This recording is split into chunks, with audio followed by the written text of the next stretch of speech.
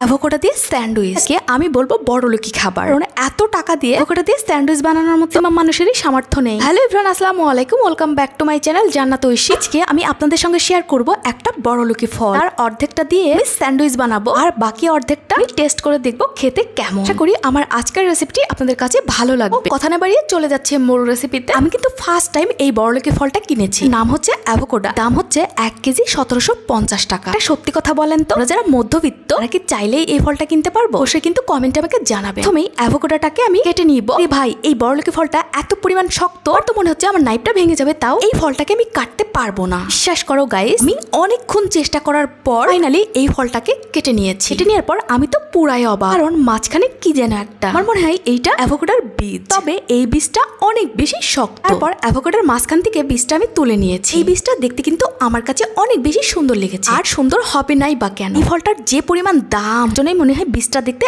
এত সুন্দর। তারপর অ্যাভোকাডোটাকে আমি এইভাবে করে কেটে নিচ্ছি। বড়লোকি এই ফলটাকে আমি অনেক কষ্ট করে কেটে নিয়েছি। তারপর এই ফলটাকে এখন ছিলে নিতে হবে। তো হাত দিয়ে ছিলতে যাচ্ছিলাম, তো ছিলা হচ্ছিল না, তাই আমি পিলার দিয়ে ছিলে নিচ্ছি। আমার মনে হয় এই অ্যাভোকাডোটা কাঁচা, যার জন্য ছিলতে এত বেশি কষ্ট হচ্ছে। ফাইনালি কিন্তু অ্যাভোকাডোটা ছিলা ডান। বাকি অর্ধেক অ্যাভোকাডো দিয়ে আমি স্যান্ডউইচ বানাবো, সেটা তোমরা একটু পরেই দেখতে পাবে। পর এই অর্ধেক অ্যাভোকাডোটাকে একটা সাইডে রেখে দিলাম। প্রথমে যে অ্যাভোকাডোর অর্ধেকটা আমি কেটে নিয়েছিলাম, এগুলোকে একটা প্লেটে তুলে নিচ্ছি এবং খুব সুন্দর করে সাজিয়ে দিচ্ছি। এখন হচ্ছে এই ফলটাকে টেস্ট করার পালা। বিশ্বাস করো গাইস, এই ফলটা খেতে একদমই বাজে, বলদ বলদ টাইপের। আমার একটাই প্রশ্ন, কিন্তু এই ফলটার এত দাম কেন? যদি কেউ জেনে থাকো অবশ্যই কিন্তু কমেন্টে আমাকে জানাবে। আমি কিন্তু তোমাদের কমেন্টের অপেক্ষায় থাকবো। এখন বাকি যে অর্ধেক অ্যাভোকাডোটা আমি সরিয়ে রেখেছিলাম, ওইটা দিয়ে স্যান্ডউইচ বানাবো। তার জন্য অ্যাভোকাডোটাকে টুকরো করে কেটে আমি একটা পিলার দিয়ে ছিলে নিচ্ছি। তারপর টুকরো করে কেটে নিয়ে অ্যাভোকাডো গুলোকে একদম মিহি করে পেস্ট করে নিতে হবে। তো এটা দিয়ে স্যান্ডউইচ বানাবো, অবশ্যই কিন্তু মিহি করে পেস্ট করতে হবে। এখন চুলে একটা প্যান বসে একটু করে বাটার দিয়ে দিচ্ছি, আর 2টা স্লাইস পাউরুটি আমি একটুখানি সেকে নিব। অবশ্যই কিন্তু পাউরুটি গুলোকে সেকে নিতে হবে, করে খেতে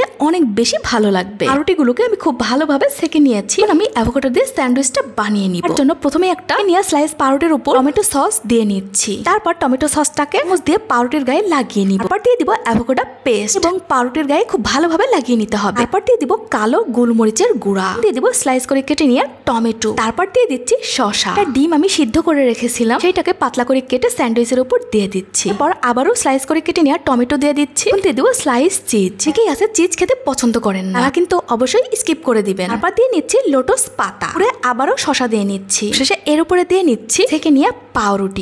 অ্যাভোকাডো দিয়ে স্যান্ডউইচ একদম রেডি। এটা দিয়ে স্যান্ডউইচটা রেডি করে নেওয়ার পর এখন এটাকে একটু প্যানে ছেঁকে নিতে হবে, যাতে করে চিজটা খুব ভালোভাবে সেট হয়ে যায়। স্যান্ডউইচটা খেতে কিন্তু আমার কাছে মোটামুটি লেগেছে, খুব একটা ভালো না। আশা করি আমার আজকের রেসিপিটি আপনাদের কাছে ভালো লেগেছে। রেসিপি ভালো লাগলে আমার ভিডিওতে একটা লাইক দিবেন এবং আমার চ্যানেলটি সাবস্ক্রাইব করে পাশে থাকা বেল আইকনটি তো অবশ্যই প্রেস করে দিন, করে আমি যখনই নতুন কোনো ভিডিও আপলোড দিব সঙ্গে সঙ্গে তার নোটিফিকেশন আপনাদের কাছে পৌঁছে যাবে। এর মতো সবাই খুব বেশি ভালো থাকেন এবং সুস্থ থাকেন। আল্লাহ হাফেজ।